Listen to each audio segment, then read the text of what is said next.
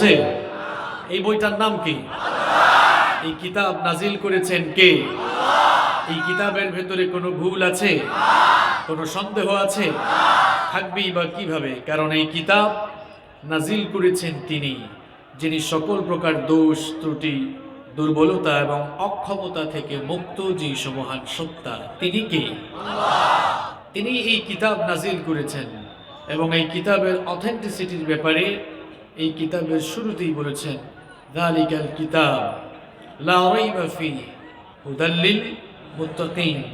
This is the book, the most authentic book in this world, whereof there is no doubt about it, and it's a guidance for those who are muttaqin. এমন একটি কিতাব তোমাদের জন্য নাজিল করেছি, যে কিতাবের মধ্যে কোনো প্রকার সন্দেহ কিংবা সংশয় আছে, এ ব্যাপারেও কোনো সন্দেহ কিংবা সংশয় পোষণ করা যায় না। আল্লাহু আকবার। মুত্তাকিনদের জন্য, তাকওয়াবান খোদাভীরু লোকদের জন্য এই কিতাবকে হেদায়েতের গাইডলাইন বানিয়ে নাজিল করেছেন কে? এখানে কোনো সাইড টক করবেন না। যদি আমাকে দিয়ে কথা বলাতে চান তাহলে পরিবেশ সৃষ্টি করে দেন, পরিবেশ নষ্ট করবেন না।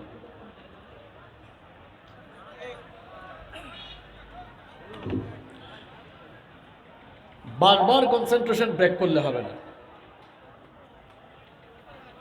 সম্মানিত ভাইয়েরা, এই কোরআনুল কারীম তাহলে নাজিল করেছেন কে? যেই ফেরেশতার মাধ্যমে এই কোরআন নাজিল হয়েছে, সেই ফেরেশতার নাম কি?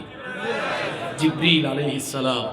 এবং যার উপরে এই কিতাব নাজিল হয়েছেন তিনি হচ্ছেন আমাদের নবী, আখিরি নবী, রাহমাতাল লিল আলামিন, বিশ্ব নবী মুহাম্মদুর রাসূলুল্লাহ সাল্লাল্লাহু আলাইহি ওয়াসাল্লাম।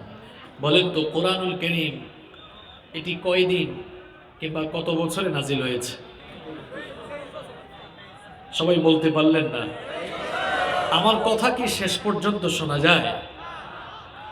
আপনারা যে না বললেন, না শুনে কেমনে জবাব দিলেন? দেখছেন অবস্থা? ভালো করে শোনা না গেলে আমার কি দোষ বলেন?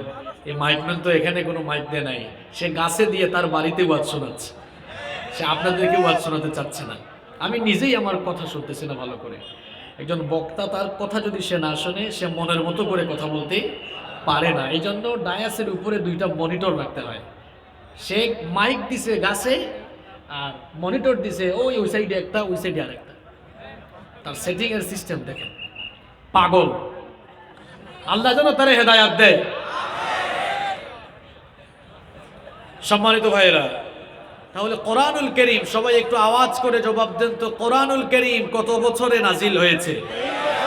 মাশাআল্লাহ। জানেন আপনারা, যারা কথা বলেন নাই, চুপ ছিলেন, যারা জবাব দিয়েছে তাদের কাছ থেকে আপনারা জেনে নিয়েছেন, তাই না?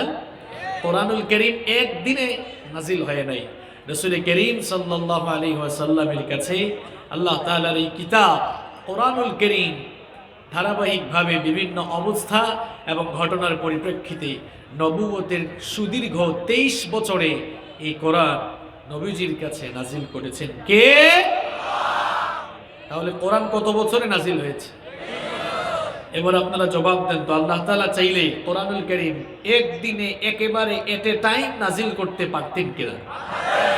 আল্লাহ তাআলা এট এ টাইম একবারে কোরআন রাসূল কারীম সাল্লাল্লাহু আলাইহি ওয়াসাল্লামের কাছে নাজিল করেন নাই।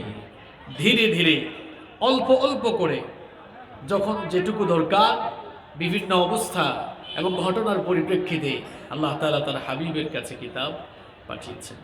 আজ আপনারা কোরআনের মাহফিল শোনার জন্য এই ময়দানে বসেছেন।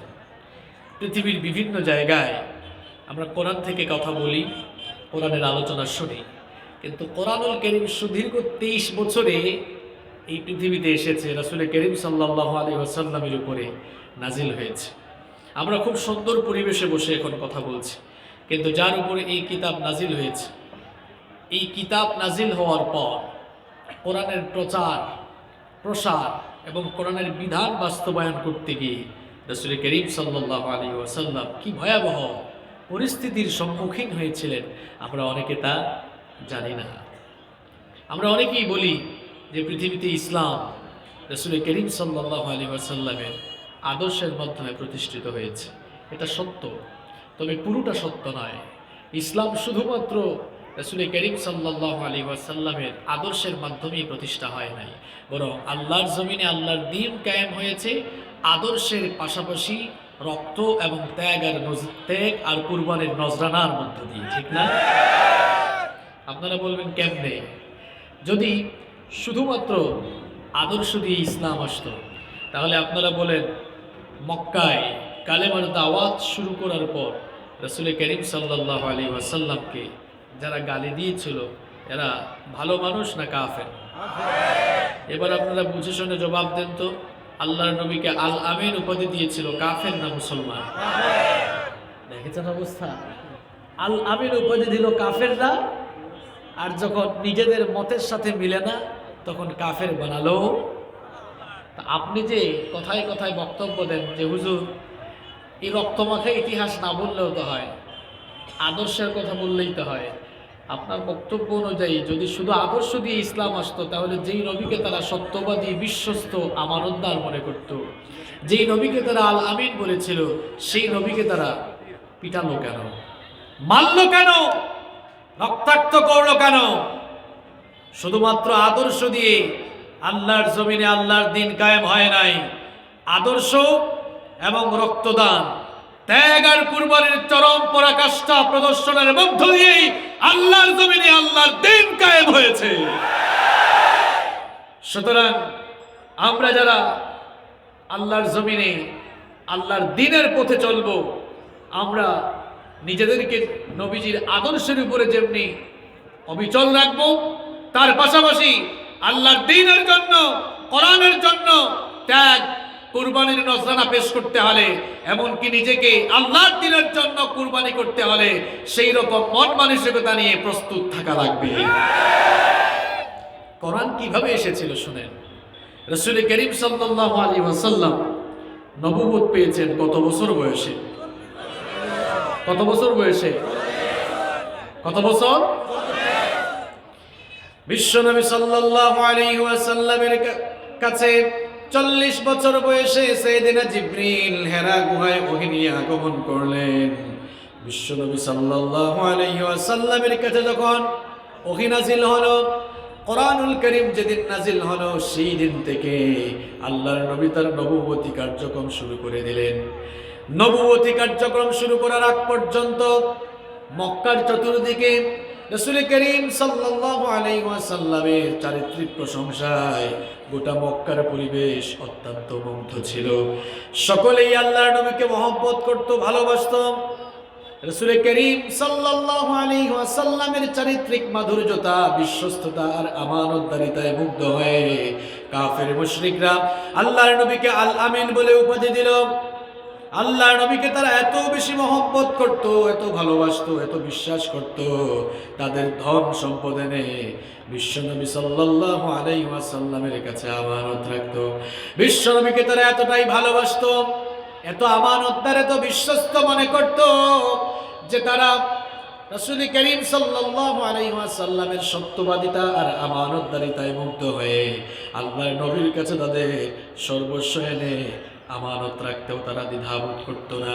কিন্তু যেই দিন থেকে রাসূল করিম সাল্লাল্লাহু আলাইহি ওয়াসাল্লাম আল্লাহর দ্বীনের দাওয়াত দেওয়া শুরু করলেন, ঠিক সেদিন থেকেই রাসূল করিম সাল্লাল্লাহু আলাইহি ওয়াসাল্লামের প্রতি তাদের মন মানসিকতার পরিবর্তন ঘটে গেল।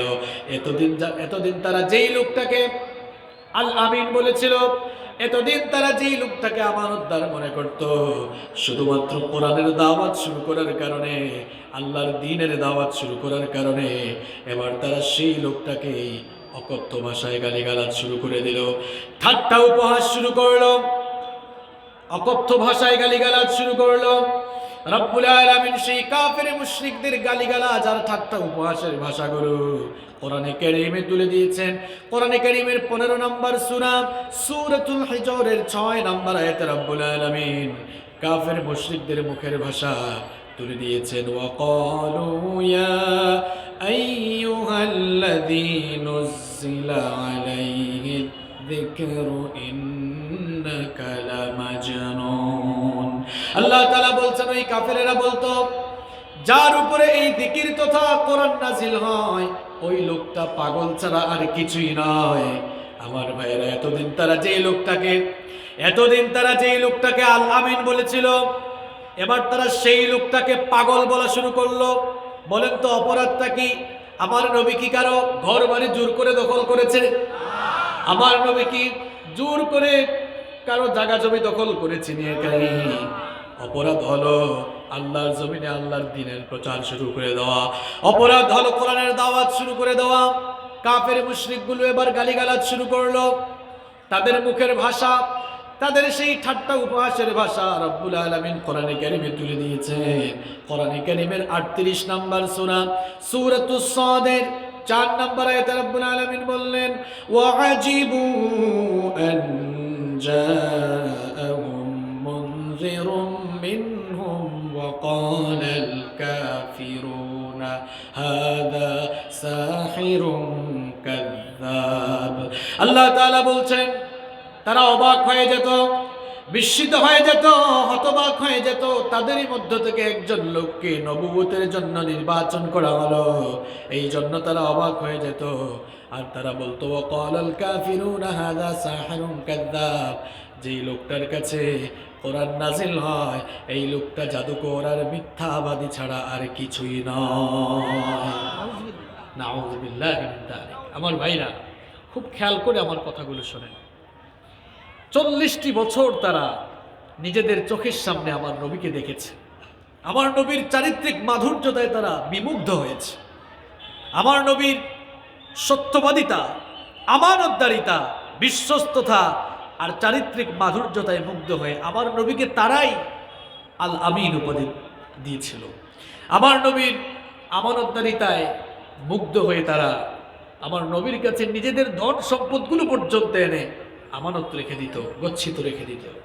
এত ভালোবাসতো যে লোকটাকে, এত পছন্দ করতো যে লোকটাকে, সেই লোকটাই এবার তাদের কাছে এত খারাপ হয়ে গেলেন যে তারা ওই লোকটাকে পাগল, মিথ্যাবাদী, জাদুকর বলতেও ন্যূনতম কুণ্ঠাবোধ করলো না। আল্লাহর নবীকে তারা এত গালিগালাজ, এত ঠাট্টা উপহাস শুরু করলো। এর কারণ কি?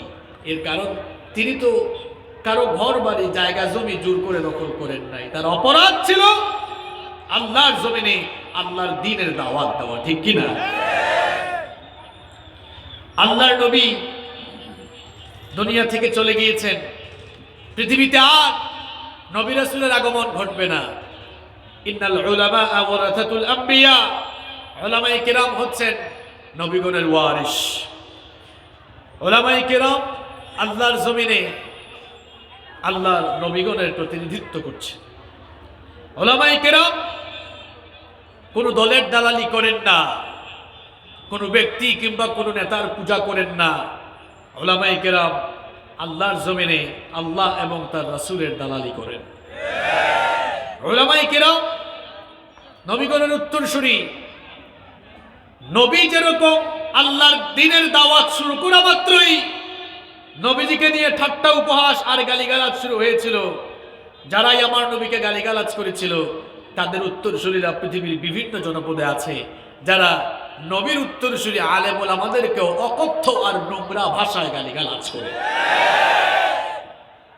এই লোকগুলোর মধ্যে মুসলমানদের চরিত্রের বহিঃপ্রকাশ দেখা যায় না, বরং এদের চরিত্রের ভেতরে কাফের মুশরিকদের চরিত্রের বহিঃপ্রকাশ দেখা যায়। আমার ভাইয়েরা মনোযোগ দিয়ে শুনেন, বিশ্বনবী সাল্লাল্লাহু আলাইহি ওয়াসাল্লাম নবুয়ত পাওয়ার পরে যখনই আল্লাহর দ্বীনের কাজ শুরু করলেন, দাওয়াতি কাজ শুরু করে দিলেন, বাধা বিপত্তির সম্মুখীন হয়ে গেলেন। চতুর্দিকে কাফের মুশরিকরা আমার নবীকে গালিগালাজ আরম্ভ করলো, ঠাট্টা উপহাস শুরু করলো। আমার নবীর মনটা যেন ভেঙে না যায়, আমার নবী যেন ফ্রাস্ট্রেট হয়ে না যান, হতাশ হয়ে না যান। এই জন্য রব্বুল আলামিন আয়াত নাজিল করে আমার নবীকে সান্ত্বনা দিয়ে বললেন, ওয়ালি রব্বিকা ফাসবির। আল্লাহর দ্বীনের পথে দাওয়াতি কাজ করতে হলে সবরের নীতি অবলম্বন করার দরকার আছে না নাই? আল্লাহ তাআলা আয়াত নাজিল করে জানিয়ে দিলেন, ওগো আমার হাবিব, দ্বীনের এই পথে ধৈর্য ধরে দাওয়াতি কাজ চালিয়ে যেতে হবে। আমার নবী আল্লাহর দেওয়া ইনস্ট্রাকশন অনুযায়ী ধৈর্য ধরে সবরের নীতি অবলম্বন করে করে দ্বীনের দাওয়াতি কাজ চালিয়ে যাচ্ছেন। একে একে এবার একে একে তিনি 3 বছর গোপনে গোপনে দাওয়াতি কাজ করলেন। 3 বছর গোপনে গোপনে দাওয়াত দেওয়ার পর আল্লাহ তাআলা ওহী নাজিল করলেন, ওয়াআনযির আশীরাতাকাল আকরাবিন। ওগো আমার হাবিব, এই মাইক যেরকম আছে এরকম যেন থাকে, মেজাজটা খারাপ করবা না।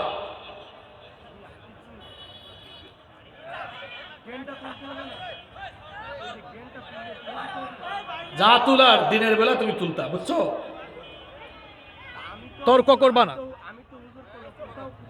তর্ক করবা না, বসে যাও। তুমি তর্ক করো কেমনে? মাইকে কি আমরা নতুন কথা বলি? কথা বলা শুরু করেছি মাত্র 25 মিনিট হয়েছে, রুহ যায় যায় অবস্থা একেবারে। তোমার মাইক্রোফোন যদি নিঃশ্বাসকে টেনে নেয়, তুমি কেমন? তুমি যে সেটিং দিয়েছো এখানে, এটা কোনো সেটিং হইল? তোমার অঞ্চলে কি আমরা রাশি নাই? এটা কোন মাইক? মাইকের নামটা কি দেখেন তো, মুন্নি সার্ভিস। এখান থেকে কেউ কখনো আর মাইক অর্ডার করবেন না।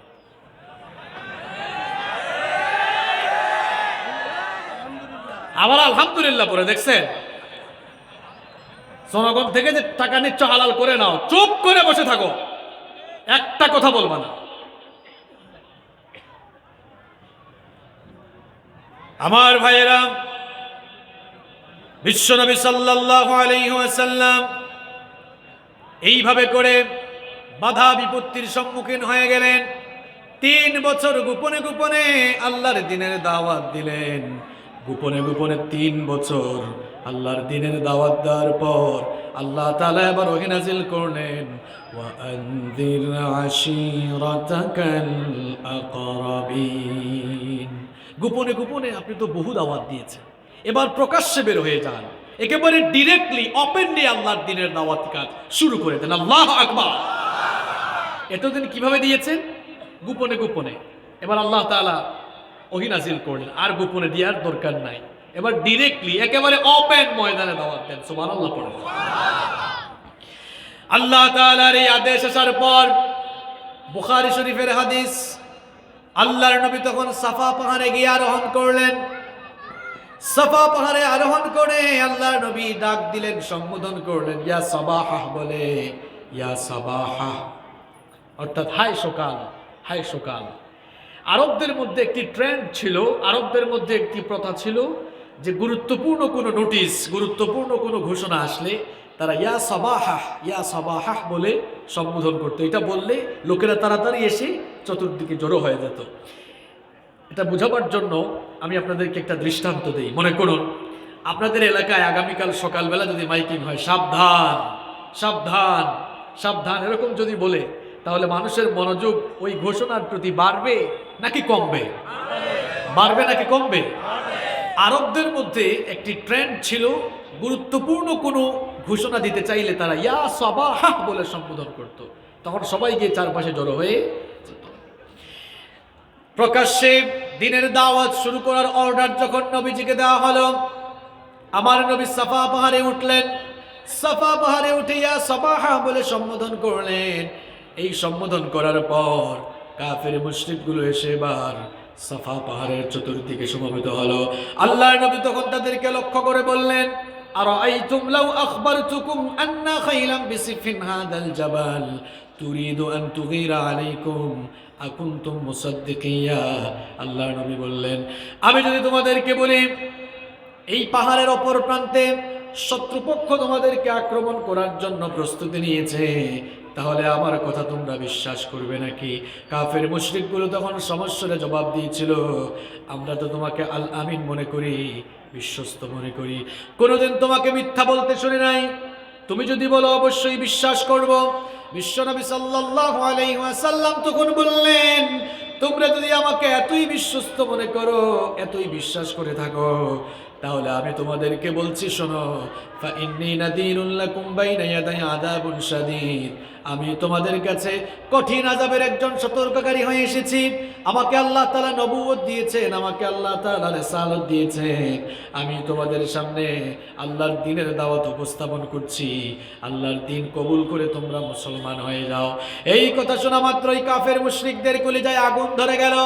তারা তখন বলল, মা জামাতানা ইল্লা লিহাদা, এই কথাগুলো বলার জন্য আমাদেরকে এখানে ডেকে নিয়ে এসেছো নাকি?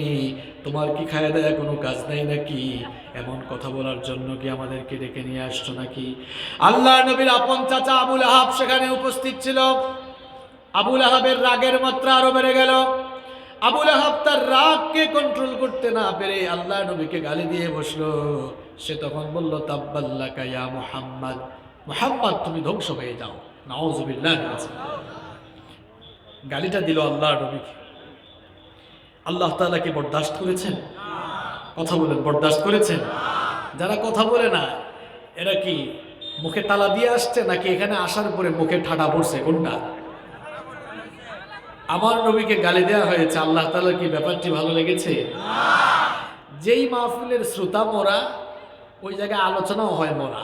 বুঝতে পেরেছেন? এতগুলো মানুষ আমার সামনে, কিন্তু মনে হয় যেন কবরস্থানে বসে কথা বলছে।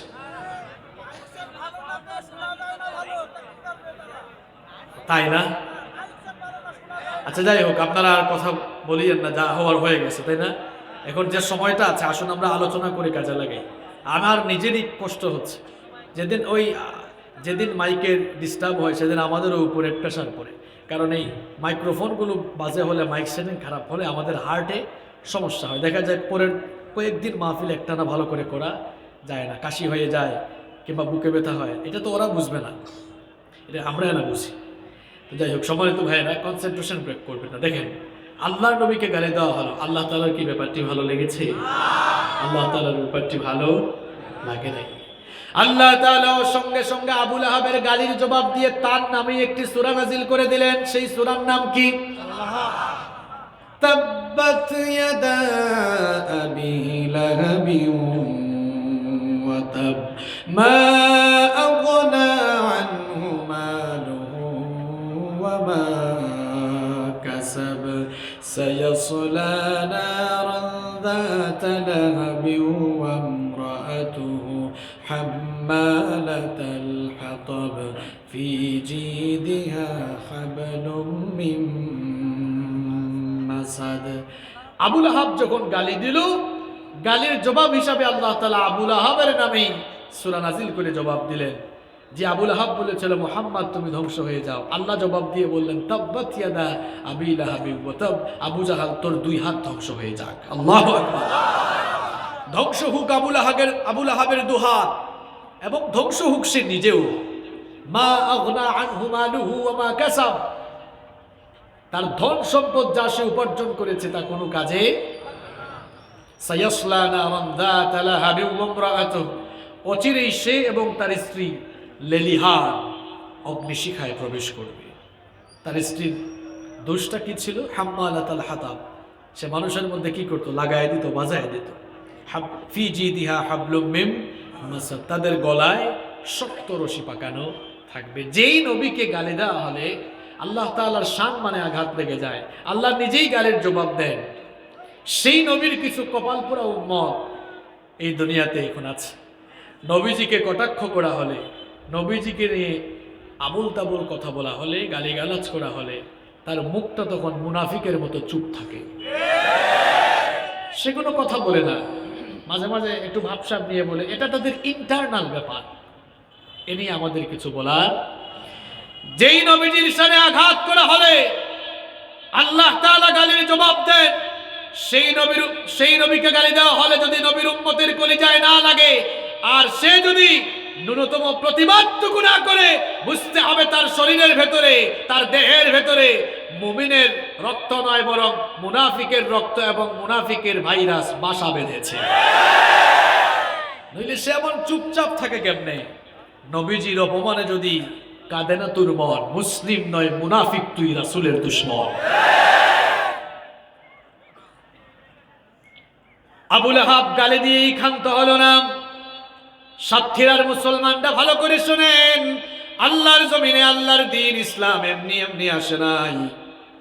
ত্যাগ আর কুরবানের মধ্য দিয়ে আল্লাহর জমিনে আল্লাহর দ্বীন কায়েম হয়েছে। আল্লাহর নবীকে গালিগালাজ করে আবুল আহাব ক্ষান্ত হলো না।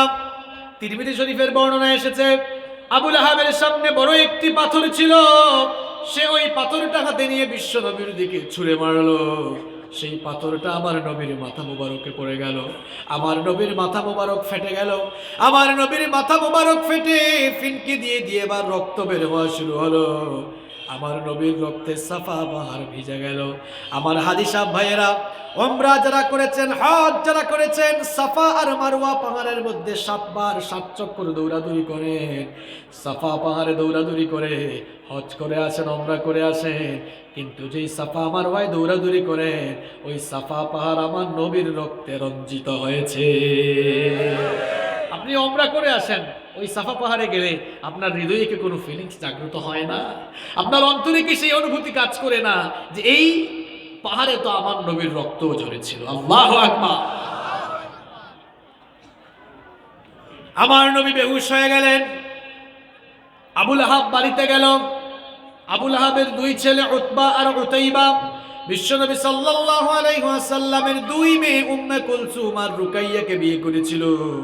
আবুল আহাব বাড়িতে গিয়ে বলল, ও আমার ছেলেরা, মুহাম্মদ আমাদের বাপদাদার ধর্ম নষ্ট করে দিচ্ছে, সুতরাং তার মেয়েদেরকে আর তোমাদের ঘরে রাখার দরকার নাই, তার মেয়েদেরকে তালাক দিয়ে তার বাড়িতে তোমরা রেখে দিয়ে আসো। আবুল আহাবের 2 ছেলে আবুল আহাবের কথা মোতাবেক বিশ্বনবী সাল্লাল্লাহু আলাইহি ওয়াসাল্লামের 2 মেয়েকে নিয়ে বিশ্বনবীর বাড়িতে গেল। গিয়ে দেখলো তখনও আল্লাহর নবীর মাথা মোবারক থেকে রক্ত ঝরছে।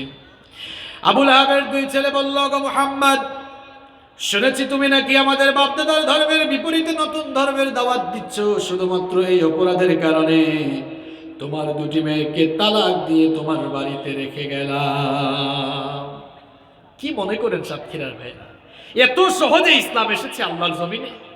আমার নবী নিজেই রক্তাক্ত হয়েছেন, জমিনে রক্ত ঢেলে দিয়েছেন, এমনকি সামাজিক সংকটের মুখোমুখি হয়েছে, এত বালা মুসিবত এসেছে, এত জুলুম নেমে এসেছে। আপনারা বলেন তো, আল্লাহর নবী একটি সেকেন্ডের জন্য, একটা মুহূর্তের জন্য কি দাওয়াত বন্ধ করে দিয়েছেন? আমাদের উপরে তো সামান্য মুসিবত নেমে আসলে আমরা হতাশ হয়ে যাই, আমরা বলি এত জুলুম এত নির্যাতন আমাদের উপরে এসেছে। আজ আপনি ভালো করে শুনুন, আল্লাহর নবী নিজেই কেমন ত্যাগ আর কুরবানির নজরানা পেশ করেছেন। আমার ভাইয়েরা, এইরকম গালিগালাজ করে, ঠাট্টা উপহাস করে, এমনকি আল্লাহর নবীর উপরে জুলুম চালিয়ে যখন আল্লাহর নবীর দাওয়াত বন্ধ করা যায় না, কাফের মুশরিকগুলো দেখলো এই লোকটাকে এত গালিগালাজ করি, তাকে নিয়ে আমরা সবাই মিলে উপহাস করি, এত জুলুম নির্যাতন করি, এরপরে ওই লোকটাকে থামানো যায় না। তারা একটি মিটিং আহ্বান করলো।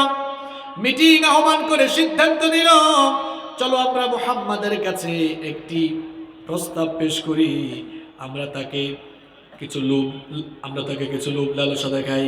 তারা সিদ্ধান্ত নিল আল্লাহর নবীর কাছে তাদের একজন প্রতিনিধি পাঠিয়ে কিছু প্রস্তাব তারা পেশ করবে। আল্লাহর নবীর কাছে তারা গিয়ে বলল, গো মুহাম্মদ, পড়েন সাল্লাল্লাহু আলাইহি ওয়াসাল্লাম, তুমি যদি নেতৃত্ব চাও আমাদেরকে বলো, তোমাকে নেতৃত্বের কিছু অংশ দেওয়া হবে। তোমার মাথায় যদি সমস্যা থাকে কিংবা তুমি যদি অসুস্থ থাকো আমাদেরকে বলো, উন্নত চিকিৎসার ব্যবস্থা করব। তুমি যদি আরবের সবচেয়ে সুন্দরী নারীকে বিয়ে করতে চাও আমাদেরকে বলো, সবচেয়ে সুন্দরী নারীর সঙ্গে বিয়ের ব্যবস্থা করব। তুমি যদি ধন সম্পদ চাও তো আমাদেরকে বলো, ধন সম্পদের মালিকও তোমাকে বানাবো। কিন্তু এরপরেও তুমি যে দাওয়াত শুরু করেছো এই দাওয়াতটা বন্ধ করো। আল্লাহ নবীর কাছে যখন এই প্রস্তাব পেশ করা হলো, আমার নবী সেই প্রস্তাবকে রিজেক্ট করলেন, প্রত্যাখ্যান করলেন। সেই প্রস্তাব প্রত্যাখ্যান করে তিনি তাদেরকে জানিয়ে দিলেন, ওয়াল্লাহি, আল্লাহর কসম করে বলছি, লাউ ওয়াদা'ু আশ-শামসি ফি ইয়ামিনি ওয়াল কমারা ফি ইয়াসারি আলা আন আতরুকা হাদাল আমর হাত্তা ইয়াজহারাহু আল্লাহু আও উহলিকা ফীহি মা তারাকতু। আল্লাহর নবী বললেন, আল্লাহর কসম করে বলছি, যে সাধারণ প্রস্তাবগুলো আমাকে দিয়েছ, কেবলমাত্র এই সাধারণ প্রস্তাবই নয়, বরং তোমরা যদি আকাশের সূর্যটাকে আমার ডান হাতে এনে দাও আর আকাশের চন্দ্রকে আমার বাম হাতে এনে দাও, এরপরেও আমি যে দাওয়াত শুরু করেছি আল্লাহর জমিনে আল্লাহর দ্বীন কায়েম হওয়ার আগ পর্যন্ত, কিংবা এই পথে কাজ করতে করতে আমি শহীদ হওয়ার আগ পর্যন্ত, পৃথিবীর কারো সাধ্য নাই আমাকে থামিয়ে দেওয়া।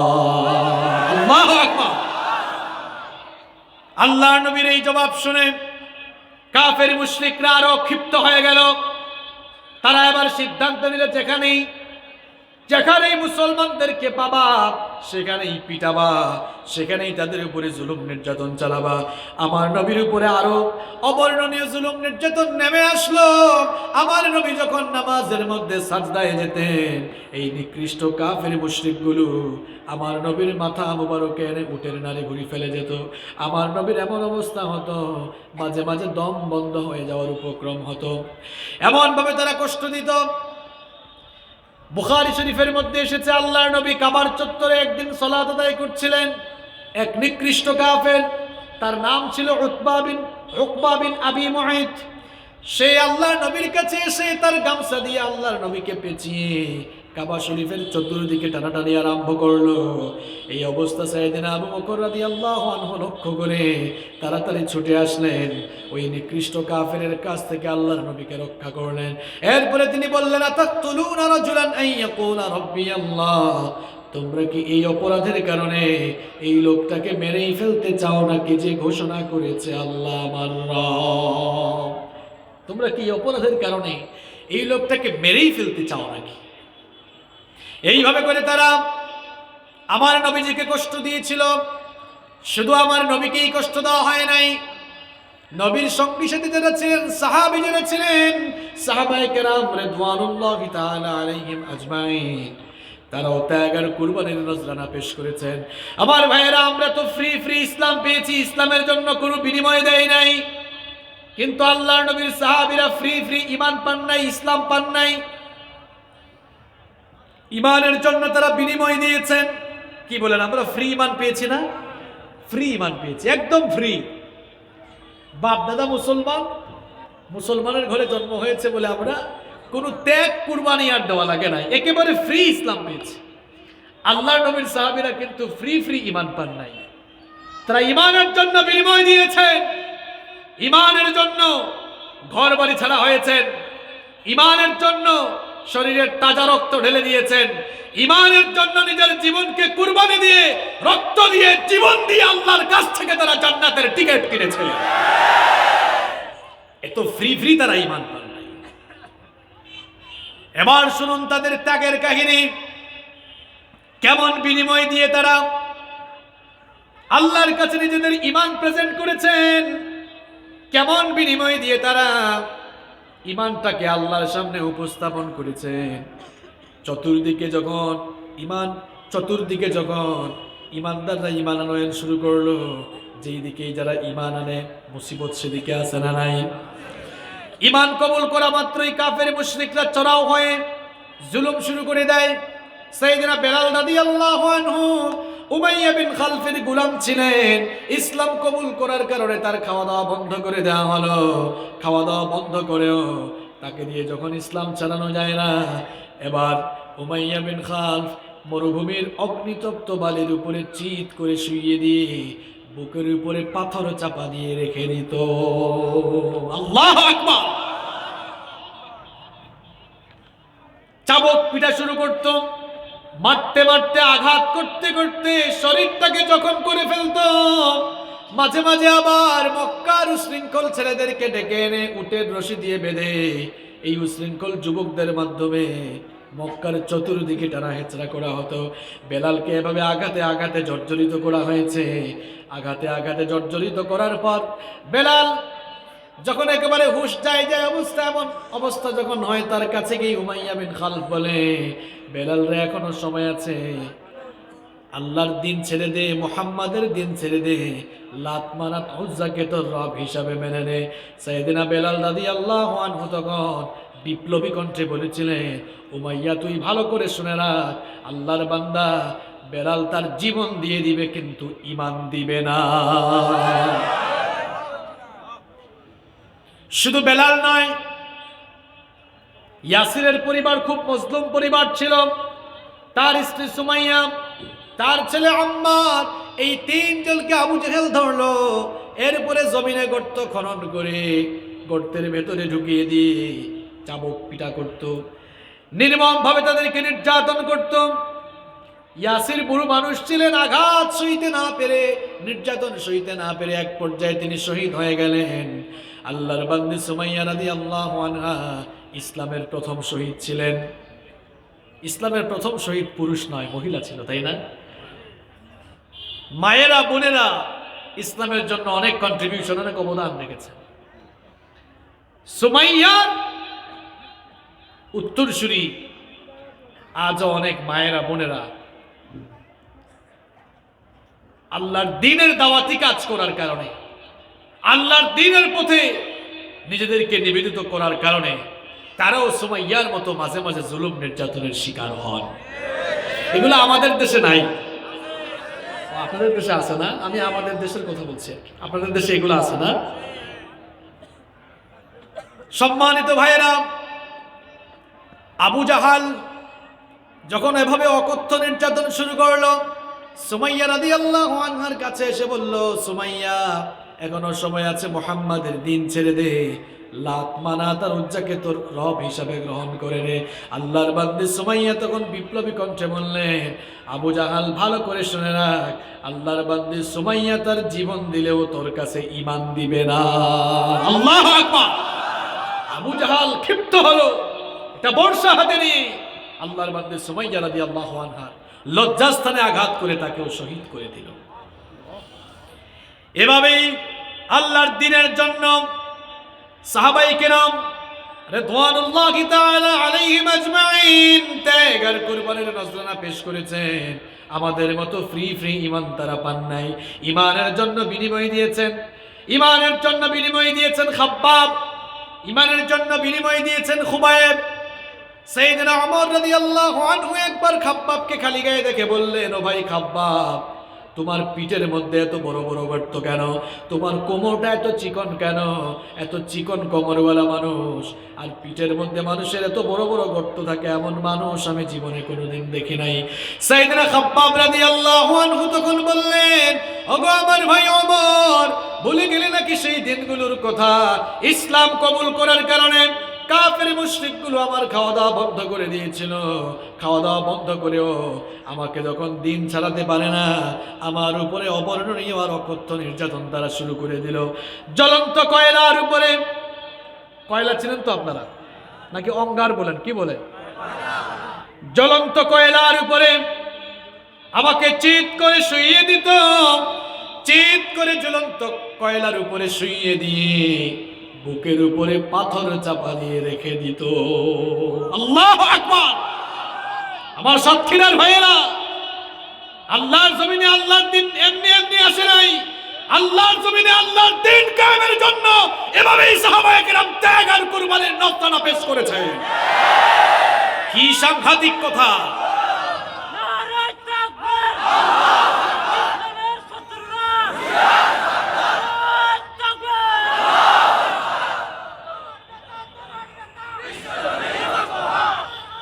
ইসলামের শত্রুরা হুঁশিয়ার সাবধান না বলে সাহাবীদের ত্যাগ আর কুরবানির নজরানা থেকে এই শিক্ষা নিতে হবে আপনাদেরকে।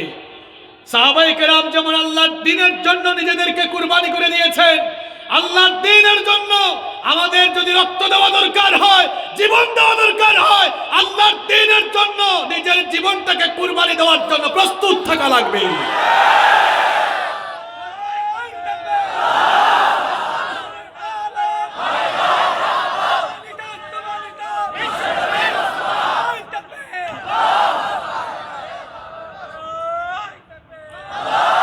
কি সাংঘাতিক কথা, কি সাংঘাতিক কথা! জীবিত মানুষকে কয়লার উপরে চিৎ করে শুইয়ে রাখা হয়েছে। আপনি চিন্তা করছেন, জীবিত মানুষকে কয়লার উপরে রাখা হয়েছে। আল্লাহু আকবার। আপনাকে অল্প সময় রাখা হলে আপনার অবস্থা কি হবে বলেন? ওমর ইবনুল খাত্তাব রাদিয়াল্লাহু আনহু বললেন, তোমার পিঠের মধ্যে এত বড় বড় গর্ত কেন আর কোমরটা এত চিকন কেন? সাইয়েদনা খাব্বাব রাদিয়াল্লাহু আনহু বললেন, ভাই ওমর, ইসলাম কবুল করার কারণে কাফের মুশরিকগুলো খাওয়া দাওয়া বন্ধ করে দিয়েছিল। খাওয়া দাওয়া বন্ধ করেও আমাকে দিয়ে দিন চালাতে পারলো না। সবশেষে তারা জ্বলন্ত কয়লার উপরে চিৎ করে আমাকে শুইয়ে রাখতো। জ্বলন্ত কয়লার উপরে চিৎ করে শুইয়ে রেখে বুকের উপরে পাথর চাপা দিয়ে রাখতো। কয়লাগুলো জ্বলে জ্বলে আমার গোশতের ভেতরে ঢুকতো, শরীরের চর্বি আর রক্ত গলে গলে পরে আগুন নিভে যেত। এই রকম করে কুরবানির নজরানা পেশ করেছেন আল্লাহর নবীর সাহাবীরা। এমনি এমনি তারা ঈমান পান না, ঈমানের জন্য তারা বিনিময় দিয়েছেন। এইভাবে মক্কার চতুর্দিকে যখন মুসলমানদের উপর নির্যাতন চলে, সেই সময় সাইয়েদনা খাব্বাব রাদিয়াল্লাহু আনহু দৌড়ে দৌড়ে নবীজির কাছে গেলেন। বুখারী শরীফের হাদিস, عن خباب بن الأرد قال شكونا إلى النبي صلى الله عليه وسلم وهو متوسد بردة له في ظل الكعبة। সাইয়েদনা খাব্বাব রাদিয়াল্লাহু আনহু আল্লাহর নবীর কাছে গেলেন। বিশ্ব নবী সাল্লাল্লাহু আলাইহি ওয়াসাল্লাম কাবার ছায়ায় তখন বিশ্রাম নিচ্ছিলেন। খাব্বাবকে দেখে আল্লাহর নবী উঠে বসলেন। খাব্বাব রাদিয়াল্লাহু আনহু গিয়ে বললেন, ফাকুলনা আলা তাদউ লানা আলা তাস্তানসিরু লানা ইয়া রাসূলুল্লাহ, বলেন সাল্লাল্লাহু। তিনি গিয়ে বললেন, ওগো আল্লাহর নবী, চতুর্দিকে আমরা মার খেতে খেতে একেবারে শেষ হয়ে গেলাম, আপনি কি আমাদের জন্য আল্লাহর কাছে একটু দোয়া করবেন না? আপনি কি আল্লাহর কাছে সাহায্য চাইবেন না? আপনি কি আল্লাহর কাছে মদত প্রার্থনা করবেন না? আল্লাহর নবী তখন বললেন, ও খাব্বাব, ভালো করে শোনো, এত তাড়াহুড়া করো না। কানার রাজুলু ফী মান ক্বাবলাকুম, তোমাদের পূর্ববর্তী ঈমানওয়ালা লোকদের কাহিনী শোনো। তোমাদের পূর্ববর্তী ঈমানদাররা তারা এত মুসিবতের মুখোমুখি হয়েছিল, যখনই তারা ঈমান আনয়ন করত, ঈমানের ঘোষণা দিত, তখন এই কাফের মুশরিকগুলো, দিন বিরোধী লোকেরা তাদেরকে ধরত। ফায়ুখাযুর রাজুলু, দিন বিরোধীরা আল্লাহর দিনপন্থী লোকদেরকে ধরে ফেলত। ধরার পরে ফায়ুহফারু লাহু ফিল আরদ, তাদের জন্য জমিনে গর্ত খনন করত। সুম্মা ইউতা বিল মানশার, এরপরে করাত আনা হতো। ফায়ুদাউ আলা রাসিহি, তারপরে তাদের মাথার উপরে করাত রেখে বলা হতো, সময় আছে, দিন ছেড়ে দাও, নইলে করাত দিয়ে চিরে দ্বিখণ্ডিত করে জীবনটা কেড়ে নেব। এইভাবে করে গর্ত খনন করে কোমর পর্যন্ত গেড়ে দিয়ে মাথার উপরে করাত রেখে যখন এই কথাগুলো বলা হতো, সেই ইমানদার ঈমানওয়ালা লোকেরা তখন বলতো, আমাদেরকে যদি কেটে একেবারে চিরে দ্বিখণ্ডিত করে ফেলা হয়, মরে গেলেও আল্লাহর দিন আমরা ছেড়ে দিব না। মা ইয়াসুদ্দুহু যালিকা আন দীনিহি, এইরকম কঠিন পরিস্থিতির মুখোমুখি করেও তাদেরকে আল্লাহর দিন থেকে বিরত রাখা যায় না। আল্লাহর নবী বললেন, খাব্বাব এখানেই শেষ নয়, ওয়ায়ুমশাতু বিআমশাতিল হাদিদ, আবার কাউকে কাউকে ধরে লোহার চিরুনি এনে ভয় দেখানো হতো, ঈমানটা ছেড়ে দাও, নইলে এই লোহার চিরুনি দিয়ে তোমাদের শরীরগুলো কেমন ভাবে আছড়াবো, মা দুনা লাহমিহি মিন আসবিন আও আজমিন, শরীরের হাড্ডি আর মাংসগুলোকে আত্রিয়ে আলাদা করে দেওয়া হবে। লোহার চিরুনি এনে যখন ভয় দেখিয়ে তাদের কেমন কথা বলা হতো, ঈমানওয়ালা সেই মানুষগুলো জবাব দিত, লোহার চিরুনি দিয়ে আছড়ানোই শুধু নয়, বরং কেটে কেটে টুকরো করে ফেলা হয়, আমাদেরকে মেরে ফেলা হলেও আল্লাহর দিন আমাদেরকে দিয়ে ছাড়ানো যাবে না। আমার ভাইয়েরা, এটাই তো ঈমানদারদের ইতিহাস। আমাদের পূর্বপুরুষরা আল্লাহর জমিনে আল্লাহর দিনের ঝান্ডা নিয়ে কিভাবে ছুটে চলেছিলেন শুনে। সাগরের উত্তাল তরঙ্গমালা পাড়ি দিয়ে, আগুনের স্ফুলিঙ্গ ভেদ করে পৃথিবীর দিক দিগন্তে তারা কালেমার পতাকা নিয়ে অগ্রসর হয়েছে। আমাদের পূর্ববর্তী ঈমানদারদের ইতিহাস হলেই তারা তাদের বহু সাথীদের লাশ বদর, উহুদ, খায়বার, খন্দকের চিপায় চাপায় ফেলে এসেছেন। এরপরেও আল্লাহর দ্বীনের পক্ষে তাদের পথ চলা কেউ স্তব্ধ করতে পারে না। সাহাবীদের মতো ঈমান নিজের ভেতরে নিয়ে আসা লাগবে।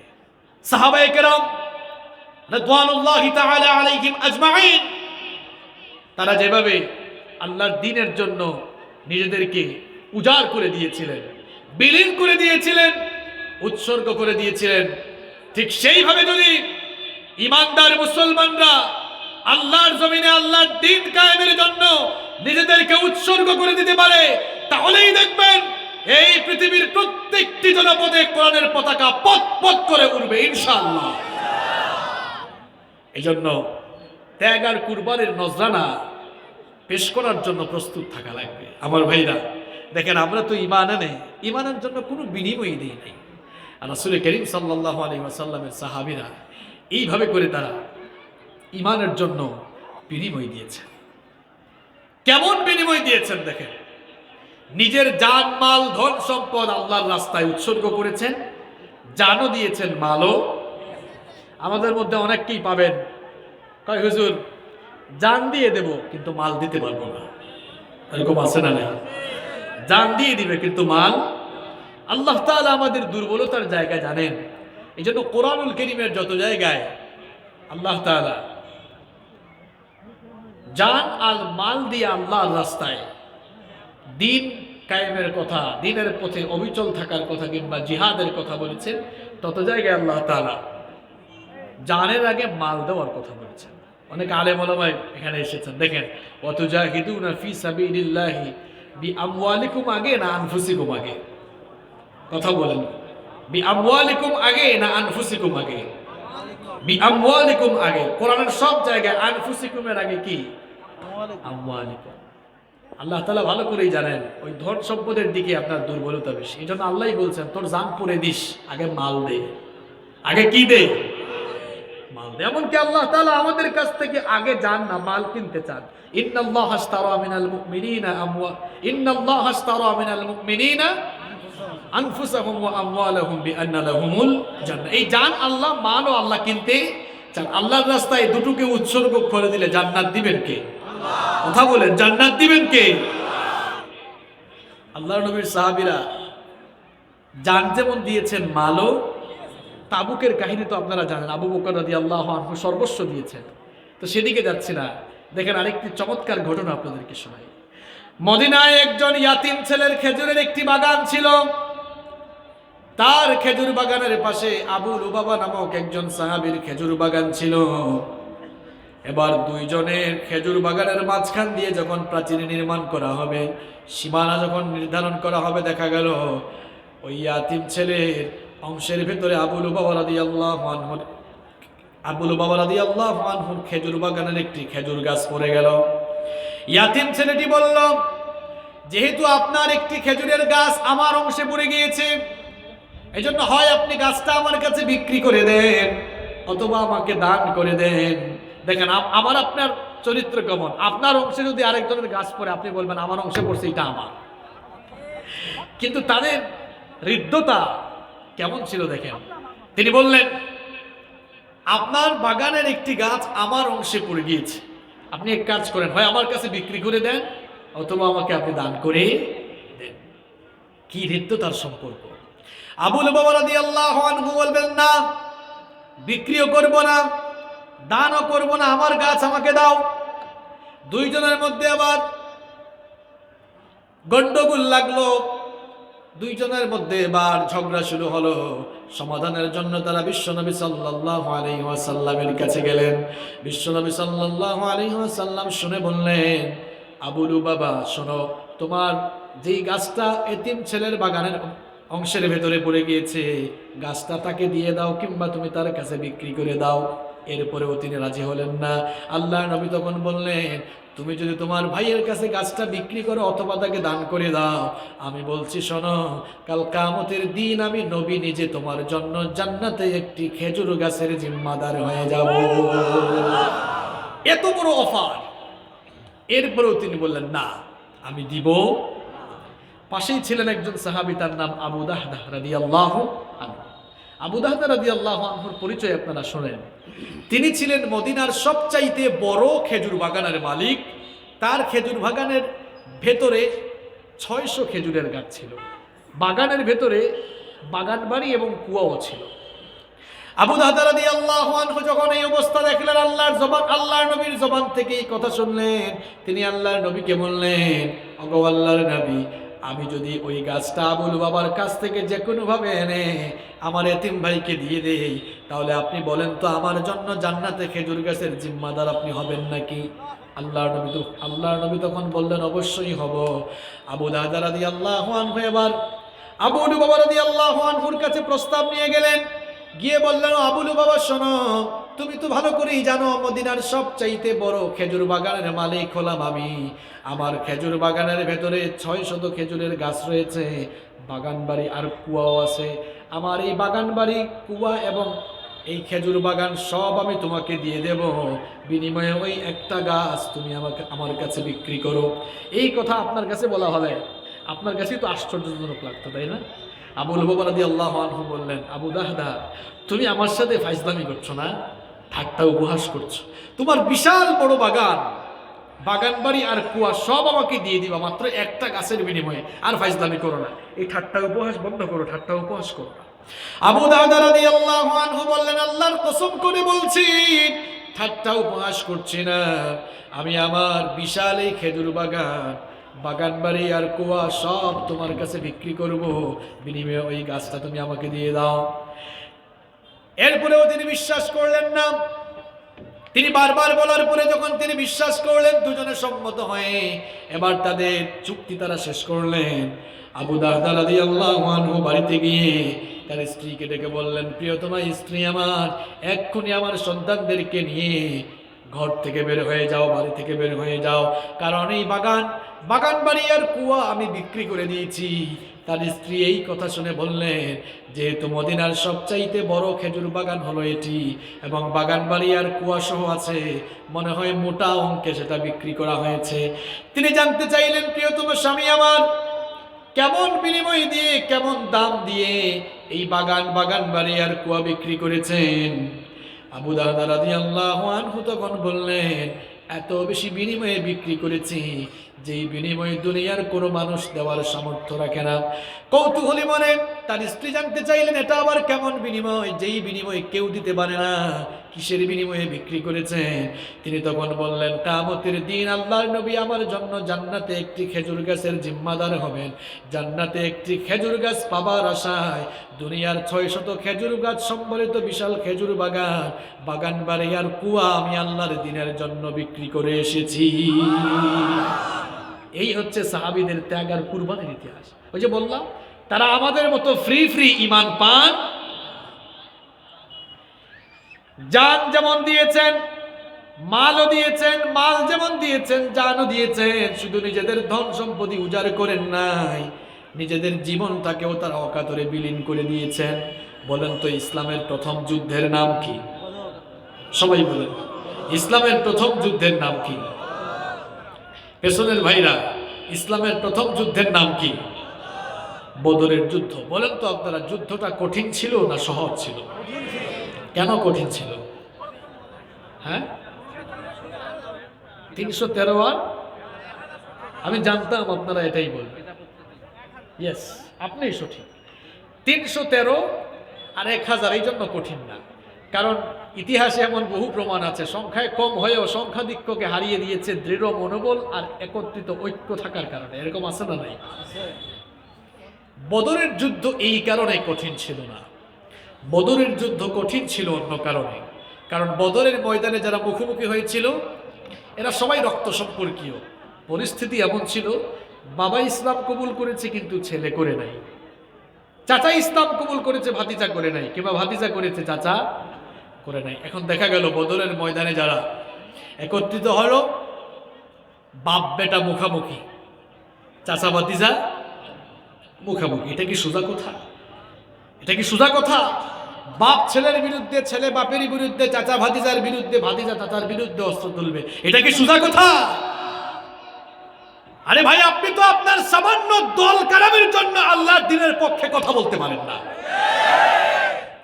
আর তারা বাপ বেটা মুখোমুখি, চাচা ভাতিজা মুখোমুখি, এরপরেও রক্ত সম্পর্কের দিকে তাকান নাই, আল্লাহর দ্বীনের দিকেই তাদের মন মানসিকতা ছিল, ঠিক কিনা? আল্লাহর নবী পেরেশান হয়ে গেলেন। বদরের ময়দানে আজ যদি পরাজয় ঘটে, তাহলে কালেমা নেওয়ার মতো কোনো মানুষ আর দুনিয়াতে থাকবে? আল্লাহর নবী পেরেশান হয়ে আছেন, অস্থির। আজ যদি আমার সাহাবীদের অন্তরে শাহাদাতের চেতনার পরিবর্তে আত্মীয়তার চেতনা কিংবা রক্ত সম্পর্কের টান মারে আর মায়া মমতা যদি ময়দানে শুরু হয়ে যায়, তাহলে যুদ্ধের ময়দানে পরাজয় ঘটার সম্ভাবনা আছে না নাই? আল্লাহর নবীর এই পরিস্থিতি, এই অবস্থা লক্ষ্য করলেন একজন সাহাবী, তার নাম মিকদাদ বিন আমর রাদিয়াল্লাহু আনহু, মুসলিম শরীফের হাদিস। ফাকাম আল মিকদাদ বিন আমর রাদিয়াল্লাহু আনহু, তিনি দাঁড়ালেন, দাঁড়িয়ে তিনি বললেন, ওগো আল্লাহর নবী, আপনার পেরেশানি আমরা বুঝতে পেরেছি। আপনি যে চিন্তা করছেন, আপনি যে পেরেশানি করছেন, সেই পেরেশানি অবস্থা আমরা বুঝতে পেরেছি। আপনি চিন্তিত হবেন না। ইমদি লিমা আরাকাল্লাহ ফানাহনু মাআক, আল্লাহ তাআলা আপনাকে যেদিকে আদেশ করেছেন সেদিকে আমাদেরকে নিয়ে চলুন। যতক্ষণ আমাদের দেহে প্রাণ আছে আমরা আপনার সাথে আছি। সুবহানাল্লাহ। ওয়াল্লাহি, আল্লাহর কসম, লা নাকুলু লাকা কামা ক্বালাত বানু ইসরাঈল লিমূসা, আল্লাহর কসম করে বলছি, বনি ইসরাইলের লোকেরা তাদের নবী মূসা আলাইহিস সালামের সাথে যুদ্ধের ময়দানে গিয়ে তারা যেমন তাদের নবীর সাথে দুর্ব্যবহার করেছিল, আমরা আপনার সাথে তেমন দুর্ব্যবহার করব না। বনি ইসরাইলের লোকেরা তাদের নবী মূসা আলাইহিস সালামের সাথে যুদ্ধের ময়দানে গিয়ে তারা বলেছিল, মূসা, আমরা তোমার সাথে এসেছি ঠিক যুদ্ধ করার জন্য না, বরং দেখার জন্য। ইযহাব আনতা ওয়া রাব্বুকা ফাকাতিলা ইন্না হাহুনা কাঈদুন, তুমি আর তোমার আল্লাহ গিয়ে যুদ্ধ করো, আর আমরা এখানে দাঁড়িয়ে দাঁড়িয়ে দেখি। কি সাংঘাতিক জাতি এরা। মিকদাদ রাদিয়াল্লাহু আনহু বলেন, আমরা আপনার সাথে এমন দুর্ব্যবহার করব না, বরং আমরা ঘোষণা দিচ্ছি, ইযহাব আনতা ওয়া রাব্বুকা ফাকাতিলা ইন্না মাআকুমা মুকাতিলুন, আমরা ঘোষণা করছি আল্লাহ তাআলা যেদিকে আদেশ করেছেন সেদিকে আমাদেরকে নিয়ে চলুন। যতক্ষণ আমাদের দেহে প্রাণ থাকবে, নিঃশ্বাস থাকবে, ততক্ষণ আমরা আল্লাহ আর তার রাসূলের জন্য লড়াই করে যাব। আল্লাহু আকবার। আল্লাহর নবী খুশি হয়ে গেলেন।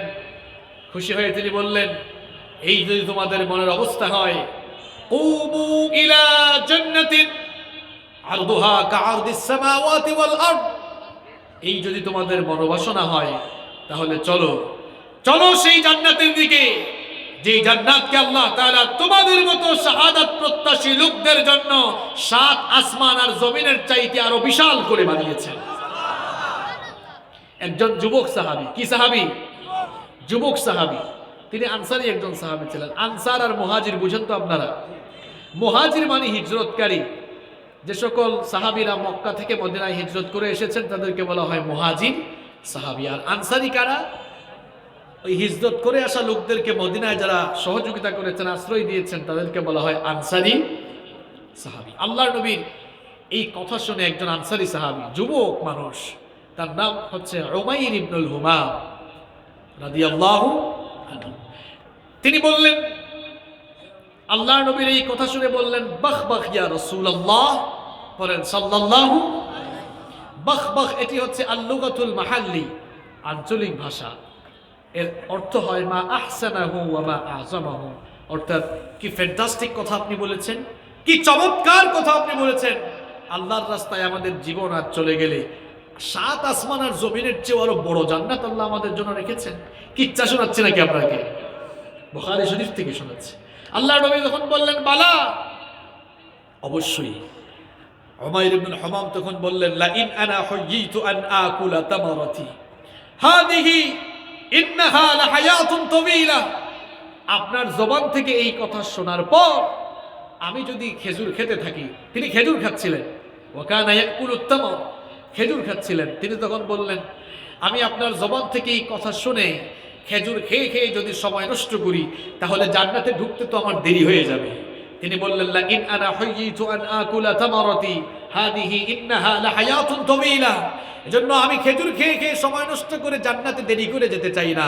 হাত থেকে খেজুর ফেলে দিয়ে, খেজুরের প্যাকেট ফেলে দিয়ে, উলঙ্গ তরবারি হাতে নিয়ে সিংহ শাবকের মতো লড়াই করে অনেকগুলো কাফেরকে জাহান্নামে পাঠিয়ে তিনিও শাহাদাতের অমীয় সুধা পান করলেন। বদরের শহীদদের লাশগুলো যখন একত্রিত করা হলো, তখন সাহাবায়ে কেরাম উমাইর ইবনুল হুমাম রাদিয়াল্লাহু আনহুর লাশ দেখিয়ে বললেন, আল্লাহর নবী, লোকটাকে আপনি চিনতে পেরেছেন? এ আপনার সেই জান্নাতের পাগল সাহাবী উমাইর, যা আপনার জবান থেকে জান্নাতের কথা শুনে হাতের খেজুর খায় নাই, খেজুরগুলো ফেলে দিয়েছে। আল্লাহর নবী তখন জবাব দিলেন, তোমরা সবাই সাক্ষী থাকো, ইন্নাহু মিন আহলিহা, ইন্নাহু মিন আহলিহা, নিশ্চয়ই সে আল্লাহর প্রতিশ্রুত ওই জান্নাতের ওয়ারিশ হয়ে যাবে। সুবহানাল্লাহ। আমার যুবক ভাইয়েরা, আমার তরুণ ভাইয়েরা, আল্লাহর দ্বীন আল্লাহর জমিনে কায়েম করার জন্য মুসলিম উম্মার যুবকরাই সবচেয়ে বেশি অবদান রেখেছে। যুবকদের ত্যাগ আর কুরবানির নজরানাই আল্লাহর দ্বীন প্রতিষ্ঠায় বেশি ছিল। সর্বপ্রথম যারা ইসলাম কবুল করেছিল এদের মধ্যে যুবকদের সংখ্যা বেশি না বুড়াদের সংখ্যা বেশি? কথা বলেন। আবার চতুর্দিকে যখন ইসলামের জন্য জান দেওয়ার দরকার হয়েছে, মার খাওয়ার দরকার হয়েছে, যুবকরাই বেশি মার খেয়েছে। এমনকি মরা ইসলাম, দুর্বল ইসলামকে সবল এবং শক্তিশালী করে তুলেছে এই যুবকরা। আল্লাহু আকবার। ওমর রাদিয়াল্লাহু আনহু নাম শুনছেন তো আপনারা? নরম না গরম? হ্যাঁ, নরম না গরম?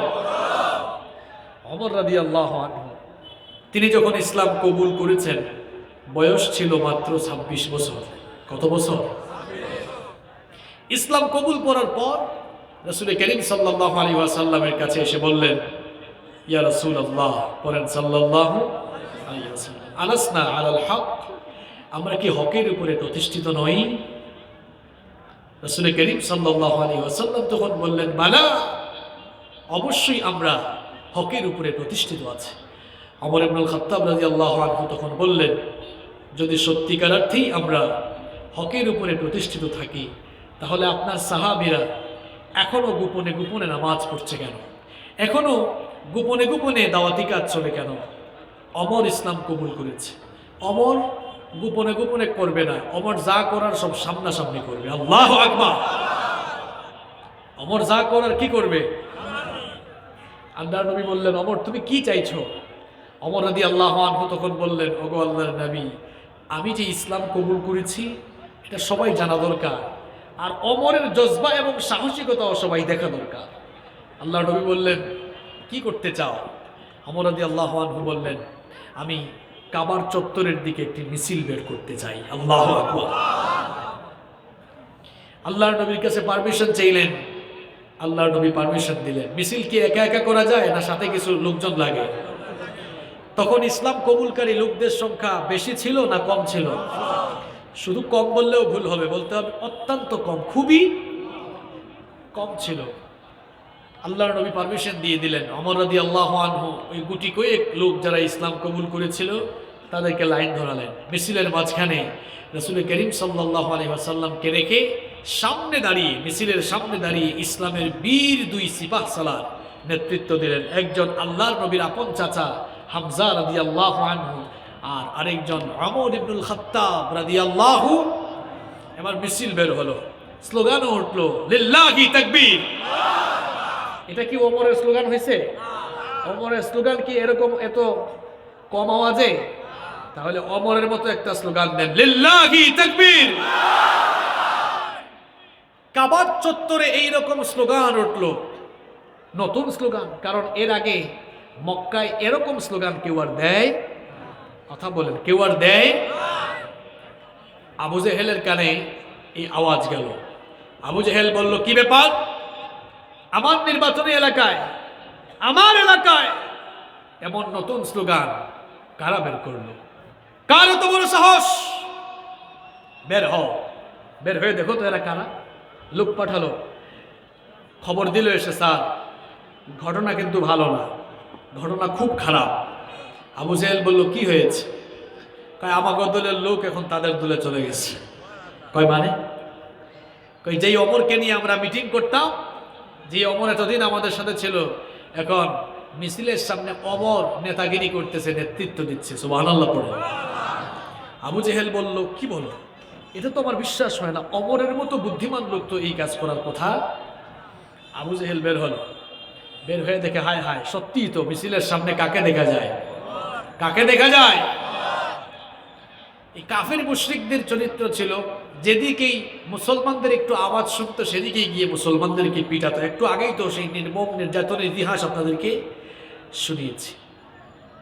তো আবু জেহেলের কিছু সৈন্য-টৈন্য রেডি হয়ে গেছিল, আক্রমণ করবে। আমার ভাইরা, এই আবু জেহেল, তার সাঙ্গপাঙ্গ, এরা সবাই দুনিয়া থেকে চলে গেছে, কিন্তু এদের চরিত্র লালন করে এখনো পৃথিবীতে বহু মানুষ আছে যারা ঈমানওয়ালা লোকেরা কোনো মিছিল বের করলে, ঈমানওয়ালা লোকেরা কোনো জায়গায় একটু আওয়াজ বের করলে তারাও কাফের মুশরিকদের মতো হায়েনার বেশে ঈমানওয়ালা লোকদের উপরে ঝাঁপিয়ে পড়ে।